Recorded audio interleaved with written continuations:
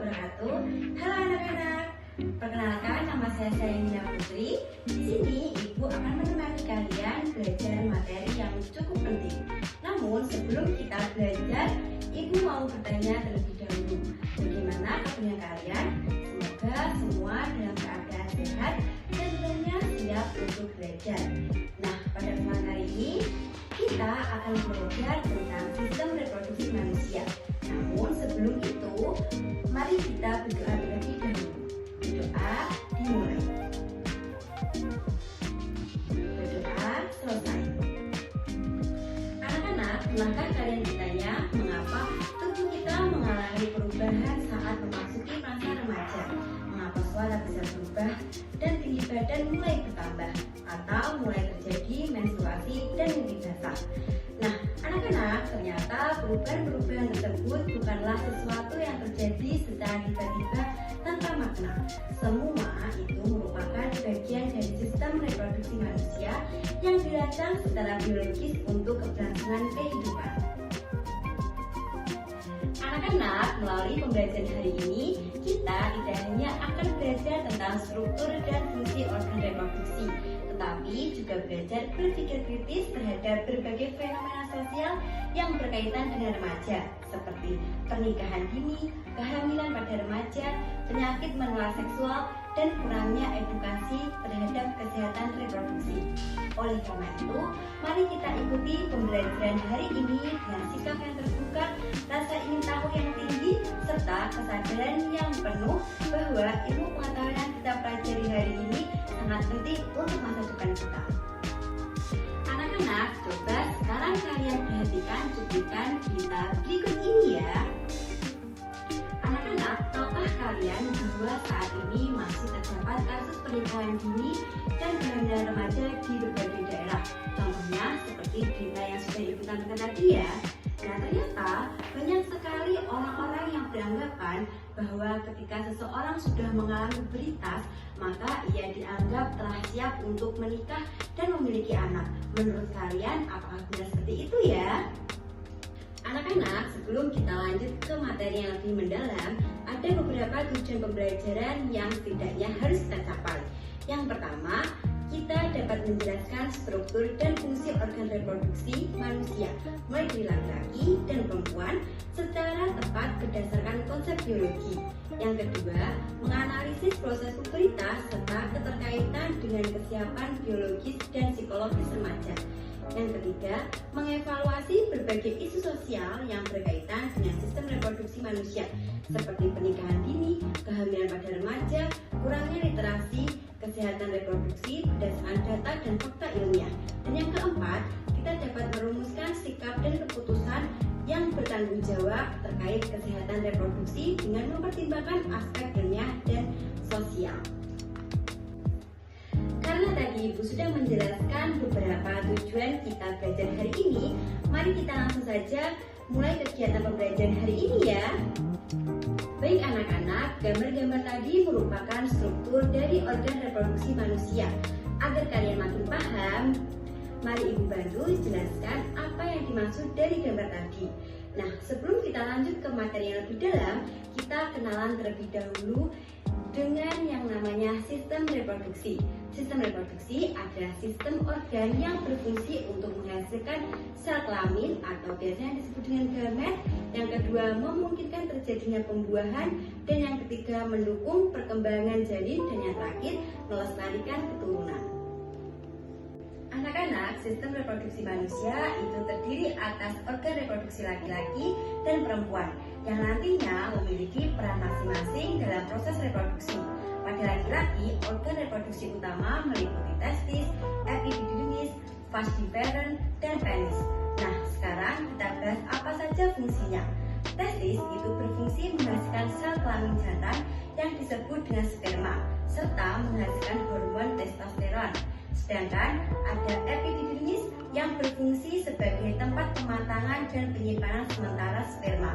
Dan yang ketiga itu ada vas deferens yang berperan sebagai saluran yang membawa sperma.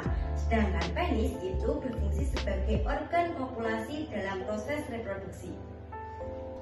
Sekarang kita bahas organ reproduksi pada perempuan. Nah, ada apa saja ya? Anak-anak, pada perempuan organ reproduksi utama itu meliputi ovarium, tuba fallopi, rahim atau biasa yang disebut dengan uterus, dan vagina. Sekarang kita ulas kembali apa saja fungsinya. Di organ reproduksi perempuan terdapat ovarium yang berfungsi menghasilkan sel telur atau ovum, serta hormon estrogen dan progesteron. Sedangkan di tuba fallopi itu berfungsi sebagai tempat terjadinya pembuahan, dan rahim itu berfungsi sebagai tempat tumbuh dan berkembangnya embrio. Dan yang terakhir itu ada vagina yang berperan sebagai saluran reproduksi dan jalan lahir. Anak-anak, setiap organ dalam sistem reproduksi itu memiliki struktur dan fungsi yang saling berkaitan. Oleh karena itu, pemahaman mengenai struktur dan fungsi ini sangat penting agar kita dapat memahami bagaimana proses reproduksi dapat terjadi secara ilmiah. Dengan memahami konsep ini, kita dapat menyadari bahwa sistem reproduksi bukan hanya berkaitan dengan perubahan fisik, tetapi juga merupakan sistem biologis yang kompleks dan membutuhkan tanggung jawab dalam menjaganya. Anak-anak, setelah kita memahami struktur dan fungsi dari organ reproduksi, selanjutnya kita perlu mengetahui kapan organ-organ tersebut mulai berkembang dan berfungsi secara aktif. Proses tersebut dikenal sebagai pubertas. Nah, supaya kalian tidak bosan, coba kalian perhatikan percakapan antara Luna dan Dini. Aku merasa akhir-akhir ini tubuhku banyak berubah. Tinggi badanku cepat bertambah dan suaraku juga mulai berubah. Iya, aku juga mengalami perubahan. Bahkan aku sudah mengalami menstruasi. Tapi apakah itu berarti kita sudah benar-benar siap menjadi orang dewasa? Anak-anak, coba kalian perhatikan kembali apakah perubahan yang dialami mereka merupakan tanda dari pubertas. Nah, anak-anak, kita kenalan terlebih dahulu ya. Pubertas adalah masa ketika organ reproduksi mulai matang secara biologis akibat pengaruh hormon. Kalau pada laki-laki, pubertas ditandai dengan perubahan suara, pertumbuhan jangkung, serta mulai diproduknya sperma dan mengalami mimpi basah. Sedangkan pada perempuan, pubertas ditandai dengan perubahan payudara, perubahan bentuk tubuh, serta terjadinya menstruasi. Nah, menstruasi sendiri merupakan sebuah proses peluruhnya dinding rahim yang terjadi secara berkala apabila tidak terjadi pembuahan. Hal ini menandakan bahwa sistem reproduksi telah mulai berfungsi. Namun, beberapa hal penting perlu dipahami bahwa kematangan biologis tidak selalu berarti kesiapan secara mental, emosional, dan sosial.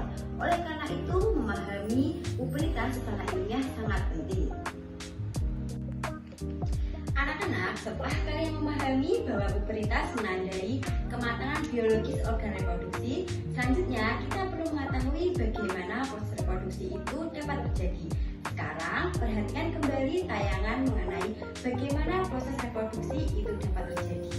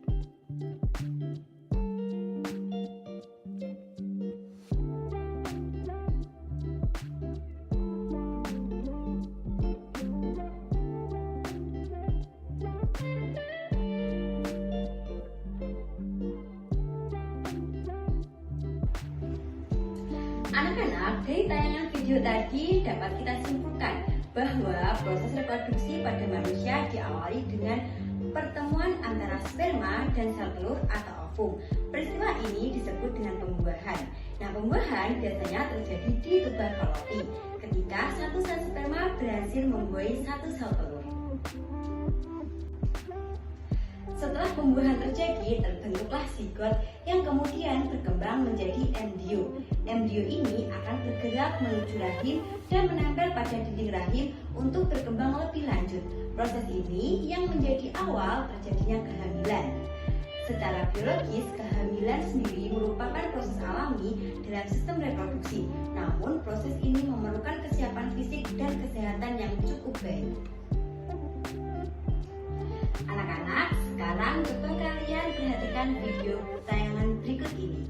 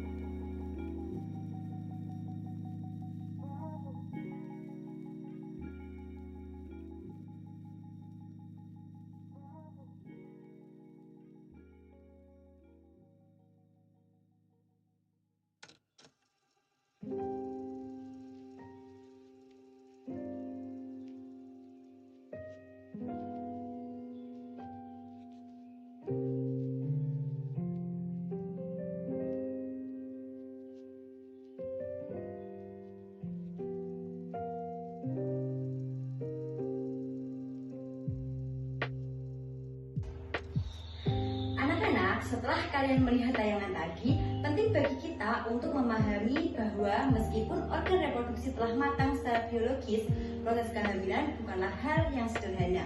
Proses ini membutuhkan kesiapan yang cukup serta tanggung jawab yang besar. Karena jika kita tidak memperhatikan hal tersebut, akan terjadi berbagai resiko yang bisa mengancam kesehatan ibu maupun bayi.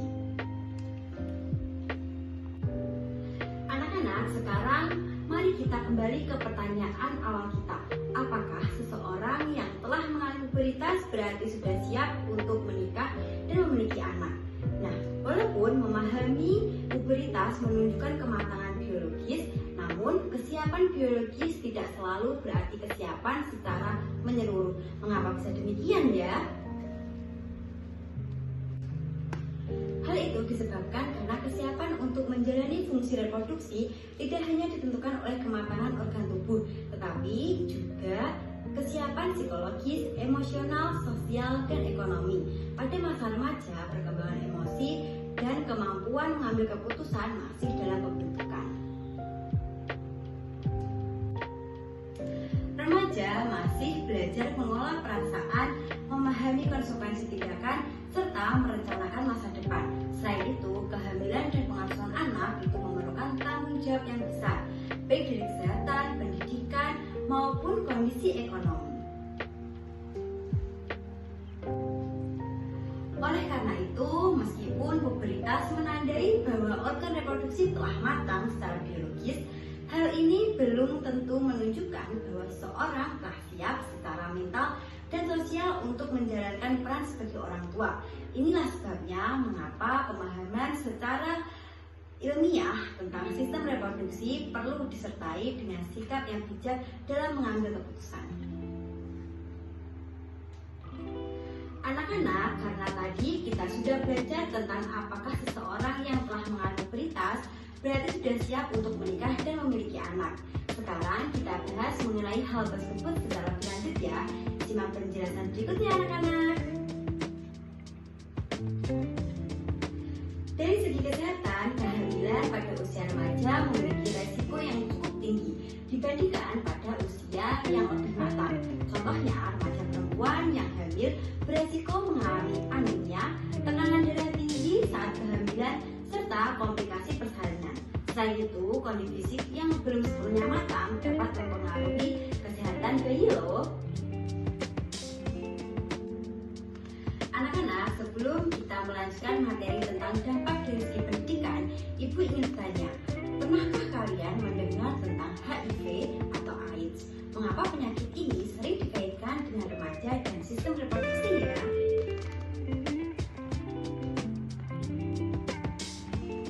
HIV atau AIDS adalah salah satu penyakit menular seksual yang dapat ditularkan melalui perilaku beresiko dan dapat menyerang tubuh dalam jangka yang panjang. Penyakit ini tidak hanya mempengaruhi sistem kekebalan tubuh, tetapi juga berkaitan dengan reproduksi, karena salah satu jalur penularnya melalui hubungan seksual dan dari ibu ke bayi saat kehamilan ataupun persalinan.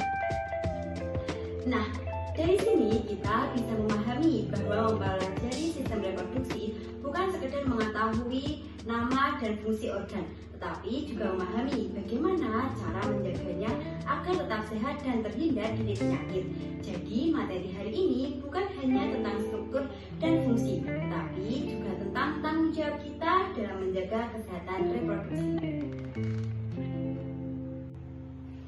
Sekarang kita lanjut ya. Dari segi pendidikan, pernikahan dini dan kehamilan remaja seringkali menyebabkan siswa harus menghentikan sekolah. Akibatnya, kesempatan untuk melanjutkan pendidikan menjadi terbatas, sehingga memengaruhi masa depan dan cita-cita yang akan dicapai. Karena kurangnya pendidikan juga menjadi faktor penyebab seseorang kurang mendapatkan edukasi tentang kesehatan reproduksi.